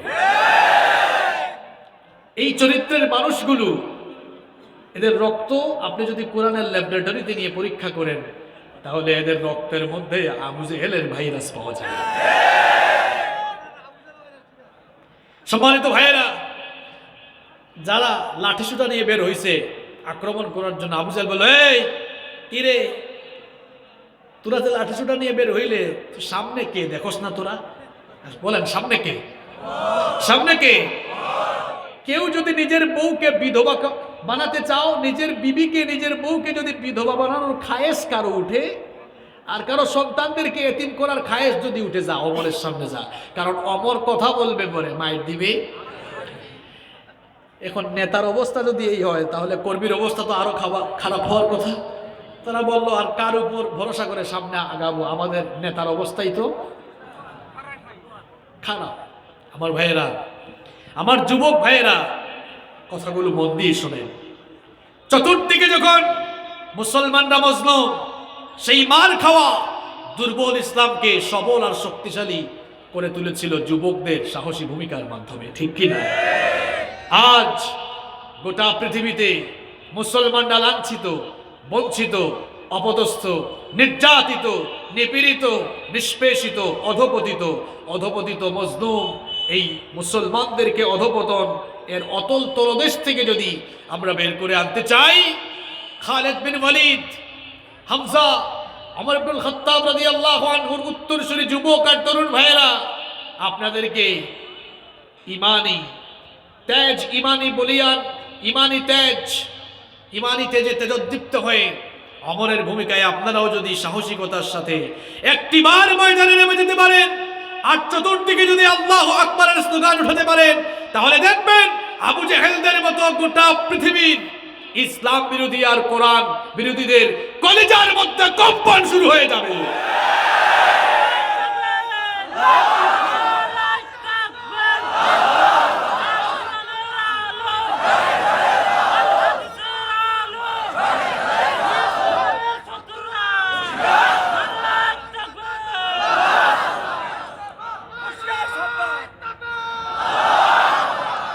আমার ভাইয়েরা, আল্লাহর জমিনে আল্লাহর দ্বীন কায়েম করার জন্য এভাবেই যুবকরা নিজেদেরকে আল্লাহর দ্বীনের পথে বিলিয়ে দিয়েছিল। খুব আফসোস লাগে, দুঃখ লাগে, সেই মুসলিম উম্মার যুবকরা আজ নিজের যৌবনকে আল্লাহর দ্বীনের জন্য বিলীন না করে আজ তারা এদিক ওদিক গিয়ে বিভ্রান্ত হয়ে বিপথে গিয়ে নিজেদেরকে ধ্বংসের দিকে অগ্রসর করছে। যুবকের কণ্ঠস্বর থেকে আজ আল্লাহর নামে স্লোগান বের হয় না। তুমিও তো যুবক, অমরও যুবক ছিলেন, তার কণ্ঠস্বর থেকে আল্লাহু আকবরের স্লোগান বের হয়, আর তোমার কণ্ঠস্বর থেকে আজে বাজে স্লোগান বের হয়। তুমি আজ স্লোগান দাও, আমার ভাই, তোমার ভাই, অমুক ভাই, তমুক ভাই। আমার নেতার চরিত্র ফুলের মতো, দেখছেন অবস্থা?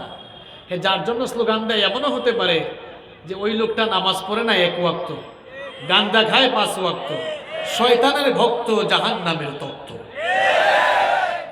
এরকম বেঈমান মুনাফিক লোকদের পেছনে গিয়ে তোমার যৌবন তুমি আজ বিলীন করে দিচ্ছ, অথচ তোমার এই যৌবন দিয়েছেন কে? এই যৌবনদাতা আল্লাহর দ্বীনের পথে বিলীন হওয়ার কথা ছিল। তোমার কণ্ঠস্বর থেকে আল্লাহু আকবারের স্লোগান বের হয় না। আমার যুবক আর তরুণ ভাইদেরকে বলতে চাই, কে আপনাদের কণ্ঠস্বরকে চেপে ধরে রাখলো? কেন আপনার কণ্ঠ থেকে আল্লাহর নামে স্লোগান বের হয়? কেন আপনি আপনার যৌবনকে আল্লাহর দ্বীনের পথে দিতে পারছেন না? কেন নিজেকে ঈমানি আন্দোলনে শামিল করতে পারছেন না? কেন নিজের যৌবনকে আল্লাহর দ্বীনের পথে উৎসর্গ করতে পারছেন না আপনি? Why? What's the reason? এর কারণ কি? আপনি যাদের পেছনে গিয়ে এরকম মিছিল দিচ্ছেন, যদি ওই লোকটা বেনামাজি হয়, ভালো করে শুনেন, যদি লোকটা বেনামাজি হয় যদি লোকটা দিন বিরোধী হয়, সে নিজেও আপনাকে বিপদের দিকে অগ্রসর করবে, সেও বিপদগামী, আপনাকেও বিপদগামী বানিয়ে ছাড়বে। আর এই বিপদগামী লোক আর বিপদগামী লোকদের অনুসারীরা কিয়ামতের দিন জাহান্নামে একত্রিত হবে। একত্রিত হয়ে একজন আরেকজনের সঙ্গে ঝগড়া করবে। সেটাও কোরআনে তুলে দিয়েছেন কে? আল্লাহ। বিপদগামী লোক আর বিপদগামী লোকদের অনুসারী যারা, জাহান্নামে তাদের সাক্ষাৎ ঘটবে। জাহান্নামে উভয়ে যখন মুখোমুখি হবে, তখন অনুসারীরা তাদের সেই সকল বিপদগামী লোকদেরকে, বিপদগামী নেতাদেরকে আটকাবে। আটকিয়ে তারা বলবে, ফাকালাদ দুআফাউ লিল্লাযীনা ইসতাকবারু ইন্না কুন্না লাকুম তাবআন ফাহাল আনতুম মুগনুনা আন্না মিন আযাবিল্লাহি মিন শাই। বিপদগামী অনুসারীরা, কর্মীরা তাদের বিপদগামী নেতাদেরকে বলবে, ইন্না কুন্না লাকুম তাবআন, আমরা তো আপনাদের অনুগত ছিলাম, আমরা আপনাদের অনুসারী ছিলাম। আমরা আপনাদের কি ছিলাম? অনুসারী ছিলাম। আপনারা যা বলেছেন তাই করেছি। আপনারা যেভাবে স্লোগান দিতে বলেছেন সেভাবে স্লোগান দিয়েছি। যার ঘর বাড়ি ছাড়া করতে বলেছেন তাকে ঘর বাড়ি ছাড়া করেছি। যাকে পিটাতে বলেছেন তাকে পিটিয়েছি। যার ঘর বাড়ি লুটপাট করতে বলেছেন, ধ্বংস করতে বলেছেন, তাই করেছি। ইন্না কুন্না লাকুম তাবআন, আমরা তো আপনাদের অনুসারী ছিলাম, আপনাদের অনুগত ছিলাম, যা বলতেন তাই করতাম। এখন প্রশ্ন হলো, ফাহাল আনতুম মুগনুনা আন্না মিন আযাবিল্লাহি মিন শাই? আপনাদের কথা মেনে আজ জাহান্নামে আমরা আসলাম। এখন এই জাহান্নাম থেকে বাঁচার জন্য আজ কি আমাদের জন্য কিছু করতে পারবেন? দুনিয়ায় তো আপনাদের কথা মেনে আকাম কুকাম করলে ধরা খেয়ে গেল, ফোন যাইতে, এই কাকে ধরছো, এটা আমার লোক, ছাড়ো, এমন ফোন আছে না নাই? জামিন পাওয়ার জন্য বহু তদবির আপনারা করতেন। কিন্তু আজ আপনাদের কাছে আমার প্রশ্ন হলো, আমাদের প্রশ্ন হলো, ফাহাল আনতুম মুগনুন, এটা কি আমার কথা? আমার কথা? কোরআনুল কারীম খুলে দেখুন, আল্লাহ তাআলা সব কোরআনে বলে দিয়েছেন। দেখেন কি সুন্দর প্রশ্ন করতেছে, ফাহাল আনতুম মুগনুনা আন্না মিন আযাবিল্লাহি মিন শাই? আজকে আল্লাহর আযাব থেকে বাঁচাবার জন্য আজকে কোনো চেষ্টা তদবির, আজকে কোনো ঘুষ টুস দিয়ে কাজে লাগবে? কথা বলেন। নেতাগুলো তখন বলবেন, বিপদগামী সেই সকল নেতাগুলো তখন বলবে, ক্বালু লাউ হাদানাল্লাহু লাহাদাইনাকুম, আমাদের নিজেদের কপালে হেদায়েত ছিল না, তো তোমাদেরকে আমরা কেমনে হেদায়েত দিতাম বলো? আমরা নিজেরাই তো হেদায়েত প্রাপ্ত ছিলাম না, তো তোমাদেরকে হেদায়েতের দিকে আহ্বান কেমনে করতাম বলো? আজ তোমরা চিৎকার চেঁচামেচি আর লাফালাফি করে আর আমাদেরকে আটকায়ও কোনো লাভ হবে না।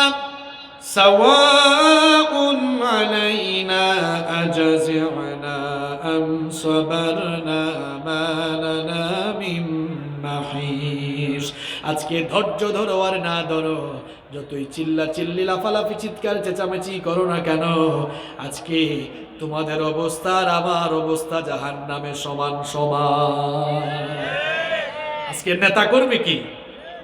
কথা কন না কেন? নেতা কর্মী কি? হে যুবক ভাইয়েরা, কোথায় যাচ্ছ, কোথায় দৌড়াও? ভালো করে আয়াতগুলো শোনো, ভালো করে শুনে যাও। কাদের পেছনে দৌড়াও? এরা তো নামাজ পড়ে না, তোমাদেরকে কোরআন কোরআন কথা বলে না। কাদের পেছনে দৌড়াও? তোমাদের মা বাবার খেদমত করতে বলে না, নামাজের কথা বলে না, তাহাজ্জুদের কথা বলে না। এই দেখো মুখামুখি এখন। আল্লাহ কোরআনে কিছুই গোপন রাখে না। আল্লাহু আকবার। কর্মীগুলো হরতাল অবরোধ শুরু করে দিবে, না না আমরা এটা মানি না। আল্লাহ বলবেন, এই হাসরের ময়দানে কে আবার কি মানে না? কর্মীগুলো বলবে, ওগো আল্লাহ আমরা। আল্লাহ বলবেন, তোমরা আবার কি মানো না? তারা তখন আল্লাহর কাছে বলবে, রব্বানা। তারা তখন বলবে, রব্বানা ইন্না আতানা সাদাতানা ওয়া কুবারানা ফাআদাল্লুনা সাবিলা। হে আমাদের রব, এরা আমাদের সর্দার ছিল, আমাদের নেতা ছিল, এরা বিপদগামী ছিল, আমাদেরকে বিপদগামী করেছে। এখন তারা বিপদগামী হয়ে নিজেরা নিজেদেরকে ধ্বংসের দিকে যেমন নিয়েছে, আমাদেরকেও বিপদে ঠেলে দিয়েছে। তাদের কারণে যেহেতু আমরা জাহান্নামে এসেছি, এখন তারা বলছে জাহান্নামে আযাব নাকি সমান সমান হবে। আযাব কি হবে? এটা আমরা মানি না, কারণ তারা তো হুকুমদাতা ছিল। তাদের কথা মানার কারণে আমরা জাহান্নামে এসেছি, এই জন্য সমান সমান আযাব আমরা মানি না। আল্লাহ তখন বলবেন তোমরা কি চাও? তখন তারা বলবে আমাদের এই নেতাদের বিরুদ্ধে আপনার কাছে দুইটা আবেদন আছে, জুড়ে কোন কয়টা? আল্লাহ বলবেন ঠিক আছে বলো। তারা বলবে এক নম্বর আবেদন হলো রব্বানা আতিহিম দুফাইনি মিনাল আযাবি ওয়াল আনহুম লা'নান কাবীরা। হে আমাদের রব, আজ জাহান্নামে আপনি আমাদেরকে যে আযাব দিবেন, আতিহিম দুফাইনি মিনাল আযাব, আমাদের নেতাদেরকে আপনি ডবল দিয়েন।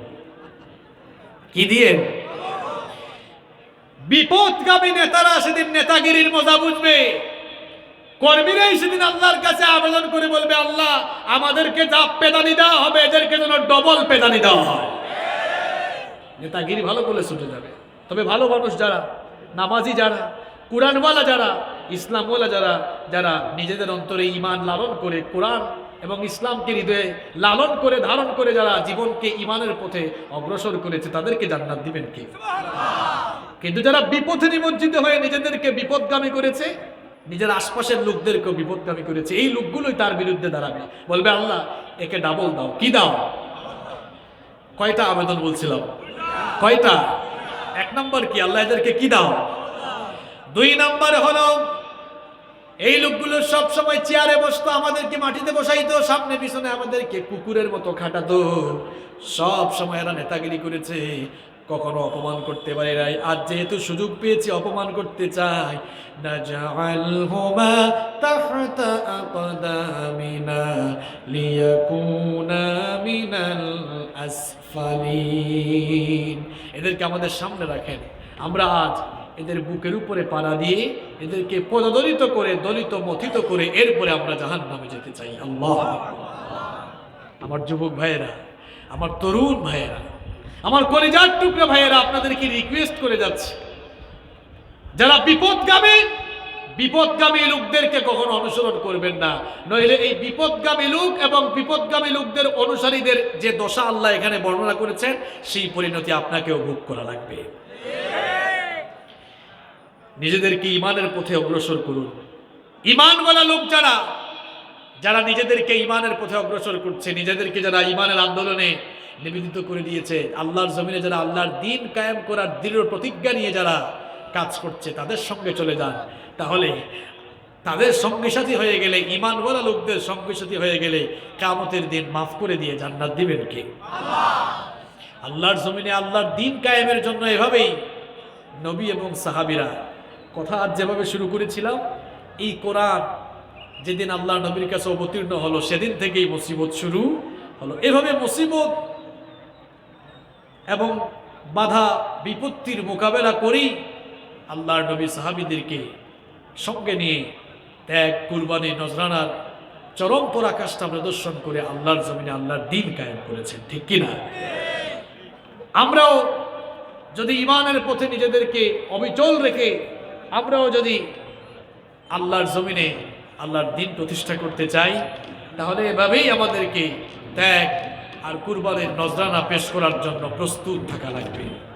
আল্লাহর জমিনে আল্লাহর দ্বীন কায়েমের জন্য নবী এবং সাহাবীরা যেমন নিজেদেরকে উৎসর্গ করেছেন, নিজেদেরকে আল্লাহর দ্বীনের পথে বিলীন করেছেন, সেইভাবে মৃত্যুর আগ পর্যন্ত, মরার আগ পর্যন্ত ইসলামের পথে, ঈমানের পথে অবিচল থেকে আল্লাহর দ্বীন অনুযায়ী নিজের জীবনটাকে আমরা পরিচালনা করে ঈমানের সাথে বেঁচে থেকে, ঈমানের পথে থেকে ইসলামের জন্য, ঈমানের জন্য নিজেদেরকে উৎসর্গ করতে কারা কারা রাজি? দুহাত তুলে আল্লাহকে দেখান।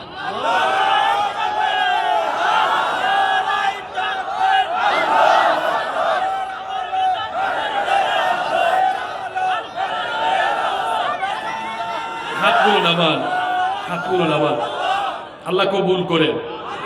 তবে সবার আগে কি করতে হবে? নিজেকে ঈমানের পথে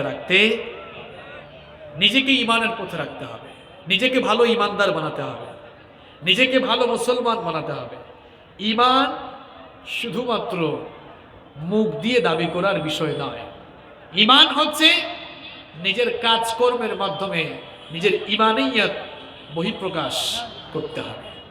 মুখ দিয়ে আপনি ঈমানের কথা বললেন, কথা বলার সময় মিথ্যা বললেন, গীবত করলেন, চুগলখুরি করলেন, পরনিন্দা পরচর্চা করলেন, অন্যায় অপকর্মের সঙ্গে জড়িয়ে পড়লেন। একদিকে ঈমানের কথা বললেন আর অন্যদিকে প্রতিনিয়ত আপনি নিজেকে অন্যায় অপকর্মে জড়িয়ে রাখলেন। এইভাবে ঈমানের কথা বলে নিজেকে অন্যায় অপকর্মে সম্পৃক্ত রাখার নাম ঈমানদারি নয়, এর নাম বেঈমানি, এর নাম মুনাফিকি। তাহলে ঈমান কি? ঈমান কি? ঈমান হচ্ছে নিজেকে আল্লাহর কাছে একেবারে সুপর্দ করে দেওয়া। ঈমান হচ্ছে নিজেকে আল্লাহর কাছে বিক্রি করে দেওয়া। ঈমান হচ্ছে নিজেকে আল্লাহর কাছে একেবারে সঁপে দেওয়া। নিজেকে আল্লাহর কাছে সঁপে দেওয়া। নিজেকে যারা আল্লাহর কাছে সঁপে দেয় তারা কখনো আল্লাহর দ্বীনের বিপরীত কাজ করতে পারে। আল্লাহ তাআলা আমাদেরকে আমৃত্যু ঈমানের পথে অটল থেকে, অবিচল থেকে আমাদেরকে আল্লাহর দ্বীনের পথে জীবনযাপনের তৌফিক যেন দান করেন। আমরা সবাই বলি আমিন। মাহফিল কমিটির বক্তব্য থাকলে আমরা শুনবো, না থাকলে সরাসরি মুনাজাতের দিকে চলে যাব।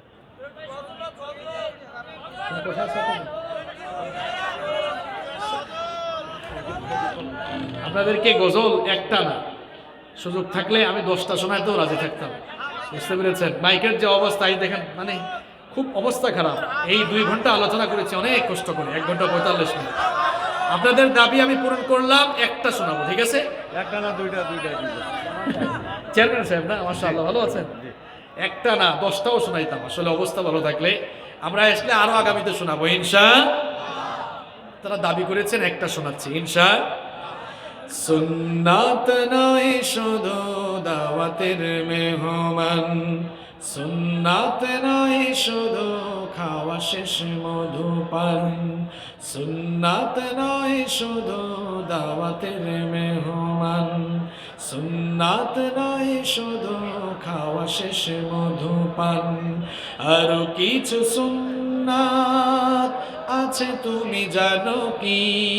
জানলেও জীবনে কখনো তা মানো কি? আরো কিছু সুন্নাত আছে তুমি জানো কি? জানলেও জীবনে কখনো তা মানো কি? এভাবে উঠে গেলে তো আর গান না গিয়ে মোনাজাত দিলেই ভালো হয়। মোনাজাত দিলেই ভালো হয়, ঠিক আছে? মোনাজাত দিয়ে দিই। আল্লাহুম্মা আমিন। ربنا ظلمنا أنفسنا وإن لم تغفر لنا وترحمنا لنكونن من الخاسرين ربنا اصرف عنا عذاب جهنم إن عذابها كان غراما ربنا هب لنا من أزواجنا وذرياتنا قرة أعين وجعلنا للمتقين إماما رب العالمين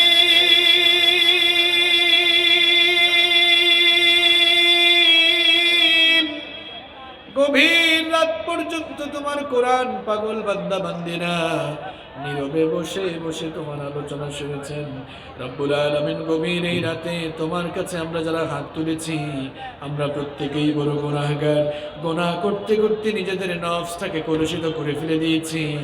পাপ করতে করতে পাপের সাগরে ভাসতে ভাসতে নিজেদের জীবনটাকে আমরা বরবাদ করে দিয়েছি। রব্বুল আলামিন, তুমি তো বলেছো না তাকনাতু মির রাহমাতিল্লাহ, আমার গোলামেরা গুনাহের সাগরে ভেসে গেলেও তোরা আমার রহমত থেকে নিরাশ হয়ে যাইস না।